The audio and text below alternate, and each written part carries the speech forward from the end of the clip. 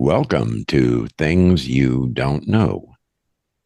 Today, we're going to examine some critical business decisions that caused the collapse of two major businesses that seemed unbeatable in their heyday.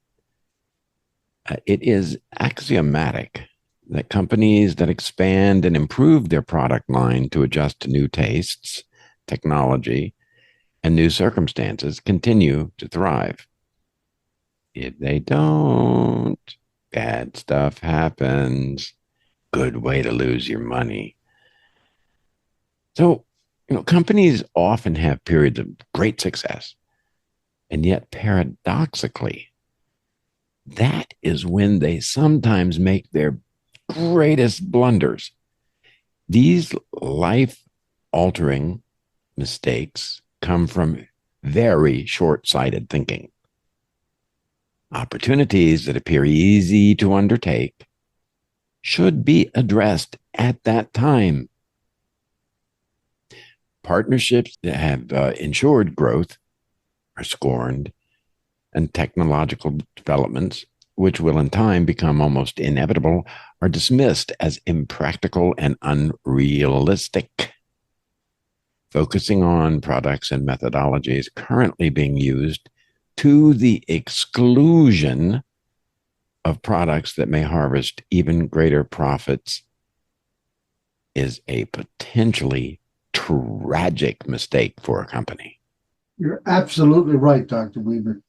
Two companies fell from the height of economic hegemony in the early 2000s, Blockbuster and Kodak. The upheaval they let loose through their loss of leadership in those industries changed the world and the company's prosperity forever. You're not going to believe this, folks, but the debacle with Blockbuster started over a very simple thing, a late fee for returning a video. Now, we're going to uncover how Reed Hastings, the gentleman who founded Netflix, went from frustration over his late fees, developing an idea to transform home entertainment forever. Oh, come on. How can a late fee have that much impact on such an important business? After all, Blockbuster Entertainment Incorporated, previously the owner of the corporation, which expanded internationally throughout the 1990s, Blockbuster had 9,094 stores and employed around 84,300 employees at its peak in 2004, 58,500 in the United States, and 25,800 in other countries.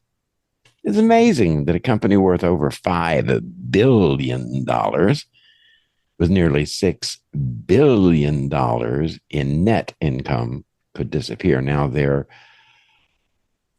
net obviously was larger than their what they actually made, because they actually were spending money too.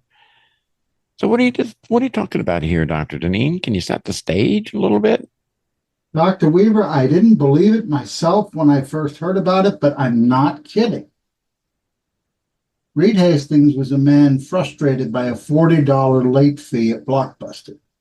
He incurred a fine when he returned a video far too late to his local store and decided to transform the way movies are viewed in the home.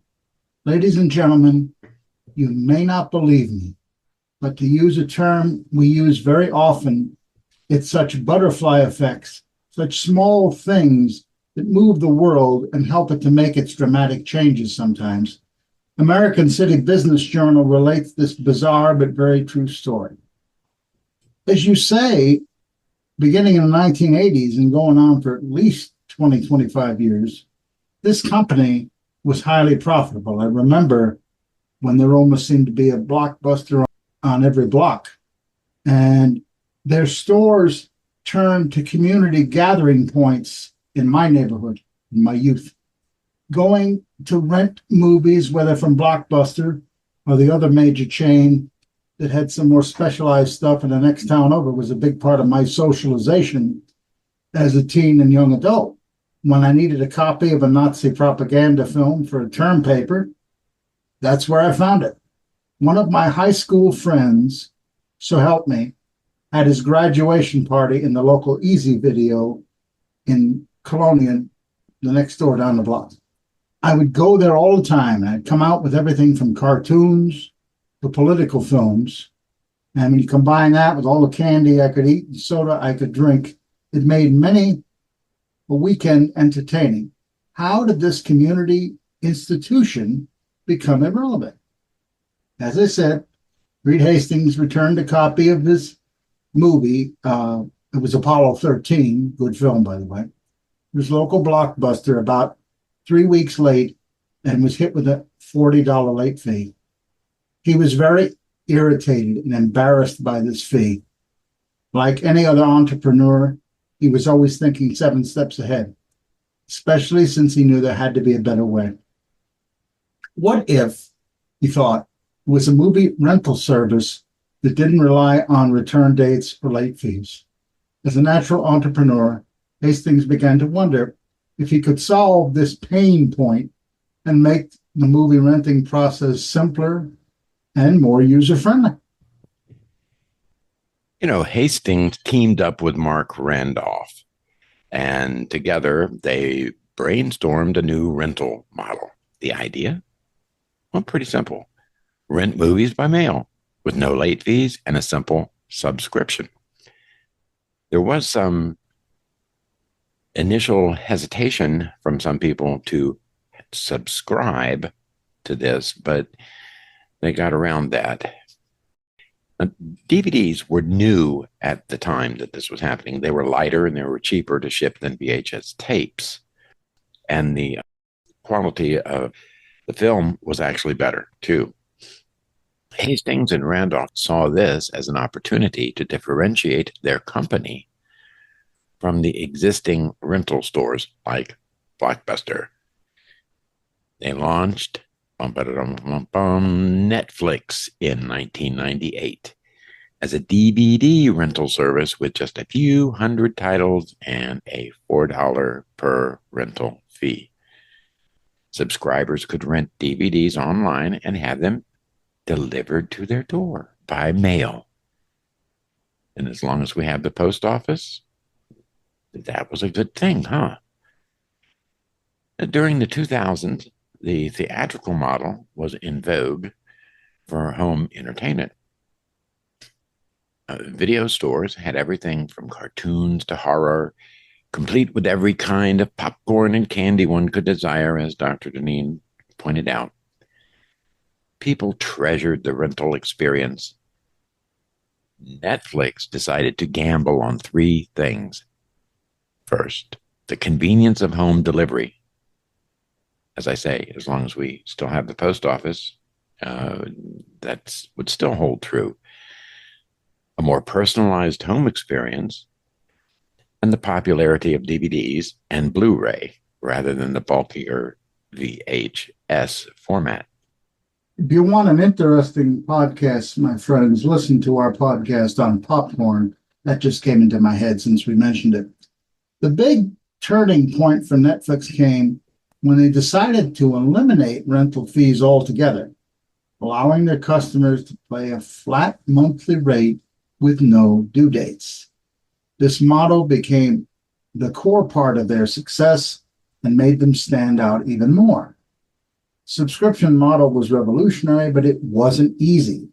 They had to convince customers to try a completely new way of renting movies and overcome doubts about renting by mail. Netflix really started gaining traction, and soon it became clear they had a powerful model on their hands, one that was directly at odds with Blockbuster and other video stores' fee-heavy model. You know, as internet speeds improved, Hastings saw another opportunity. What if movies could be streamed directly to customers' computers or TVs? Netflix began its streaming service in 2007 marking the start of its transformation from a DVD rental company to a tech-driven streaming service. Blockbuster. Now this is really wild. Blockbuster famously turned down an offer to buy Netflix for $50 million. The people at Blockbuster saw Netflix as a minor competitor. You're right. Ironically, the late fee system Blockbuster relied on would contribute to its own downfall as customers flocked to Netflix's more convenient model. Blockbuster's error in refusing to partner up with Netflix began its downfall. Business historians compare this mistake to Ford's maintaining the color of the Model T. As Henry Ford famously said, you can have any color you want as long as it's black. He did that for 7 years longer than it should have been, while General Motors built cars of different colors and embraced credit and all those sorts of things. Netflix, like any good entrepreneurial company, continued to innovate, started creating and investing in its own original content. Now, that turned out to be a major success. Series like House of Cards, an adaptation of a famous British political series, and Orange is the New Black, about life in a woman's prison, set new standards and pulled millions of viewers into Netflix streaming ecosystem. Hastings said this late fee felt like a punishment, and the frustration drove him to create something better. A minor annoyance led to the transformation of how we watch and consume entertainment.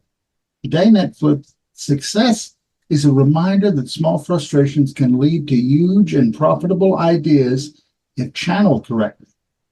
Mailing DVDs to producing award-winning original content, Netflix's journey is rooted in solving everyday problems and embracing new technology. The result of not staying current with new technology and consumer tastes led to the Blockbuster of today, which has one active location in Bend, Oregon, down from having 9,000 stores on 3 continents just a few decades ago. This comfort zone clinging to the past was even more apparent in the Kodak film empire, the second company we're looking at. For more than a century, Kodak had defined photography, but it got very arrogant. Yeah, another company, like you say, that followed this very mistaken business principle was Kodak, as you said. A company that didn't just pioneer photography, but also invented the very technology that would disrupt its industry, the digital camera. So, how did Kodak go from being a giant of the film era to a kind of cautionary tale about the dangers of clinging too tightly to the past? Let's rewind a little bit and find out. Well, the story begins in 1975. A young Kodak engineer named Steven Sasson was tasked with exploring the emerging field of solid-state electronics. Working in a Rochester, New York lab, Sasson cobbled together a device using a CCD sensor, lens from a Super 8 movie camera, and bits of leftover equipment. Kind of reminds me of some stuff that my children did when they were growing up and learning about computers. They grabbed stuff from all over and put it together, and that's a whole nother story, though. It was very interesting. But the result for Sasson was the first digital camera. Now, it was pretty clunky by today's standards. It captured a kind of a grainy black and white image at 0.01 megapixels, which is nothing compared to today. and storing it on a cassette tape. But it worked, and it represented a seismic shift in how images could be captured and stored. Hassan himself, in a later interview, recalled how he demonstrated the technology to Kodak executives. They just didn't know what to make of it. One executive asked, "Why would anyone want to look at their pictures on a screen?" It was clear they saw it as a novelty rather than the future of photography. Now, to be fair, Hassan's invention was ahead of its time. This camera took 23 seconds to capture an image, and digital storage, as Dr. Weaver said, was still in its infancy. But the potential was undeniable. By the 1980s, Kodak had refined the technology and filed patents for digital imaging. Yet the company faced a dilemma. Embracing digital meant undermining its core, highly profitable film business. Kodak wasn't just a film company, it was the film company. Remember the phrase in commercials, Kodak moment. It became synonymous with capturing life's memories. I remember often using my grandfather's 126 camera, complete with the early flash called Magicubes. At its peak, Kodak controlled 90% of the film market and 85% of camera sales. However, digital photography posed a threat to this empire. Film, paper, and chemicals were Kodak's lifeblood, and executives feared, as people no longer wanted to take their pictures to a store and wait a week, moving to digital would cannibalize their most important revenue streams. Here's a key point from an internal report, internal to Kodak, in the 1980s. And they, in that report, they said, if consumers can take and view photos digitally, they won't need to print them. This would devastate our photo finishing business.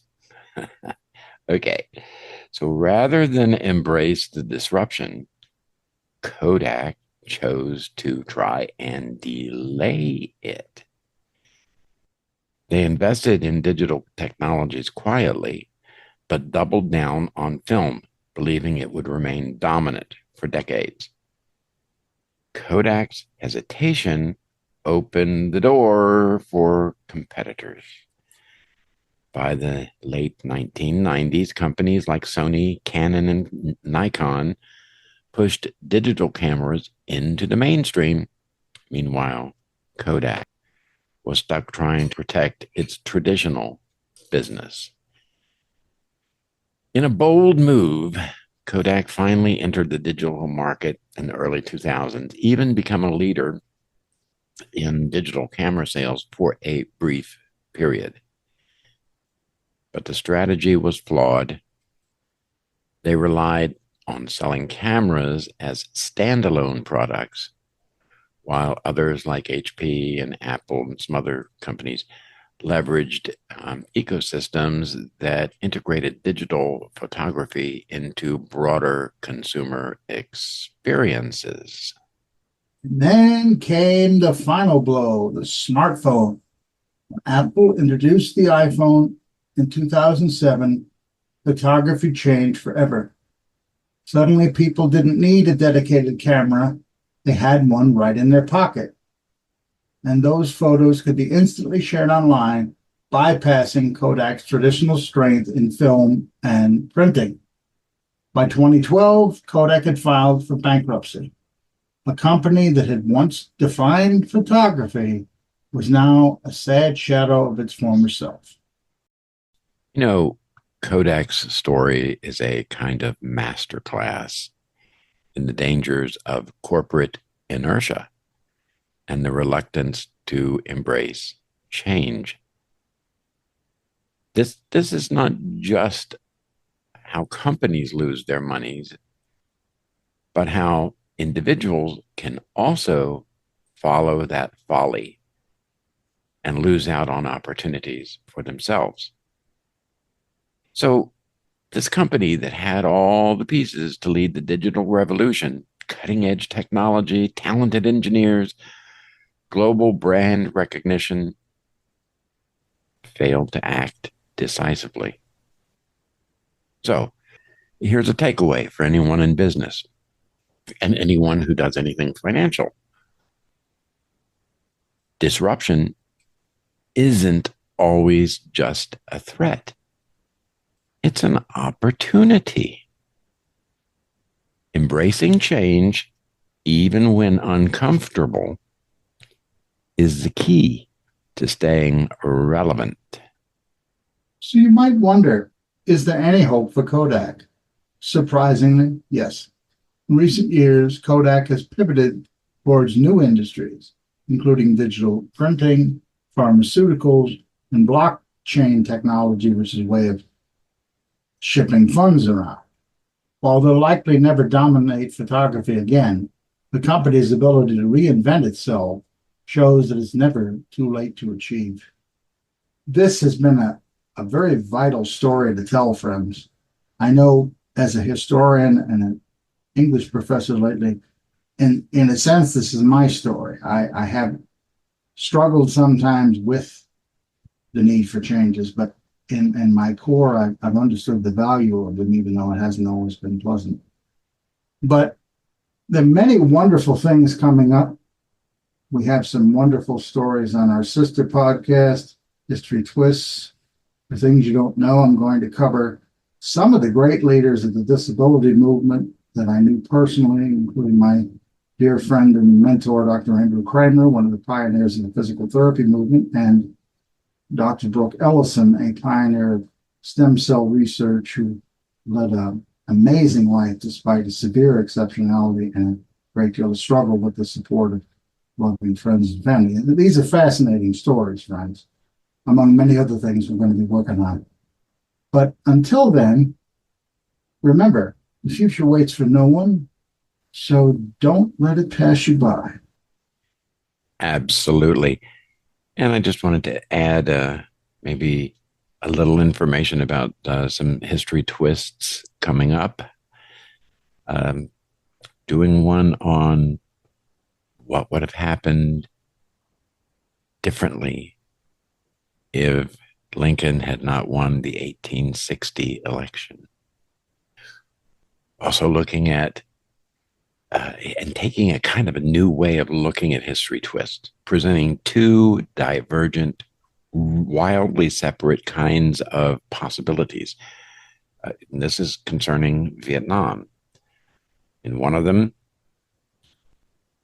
Vietnam is, we go to all out war. In another one, we become friends and avoid the war and other things. Really interesting stuff. So look, I hope you will join us. In the meantime, while I'm telling you about this, why don't you slip down there and give us a like? We would really appreciate it, and subscribe too. As I say, we have good things coming up. We're planning on running some giveaways and some other things, so you need to keep your eye out. Until then, bye for now. Thank you, friends. Bye for now.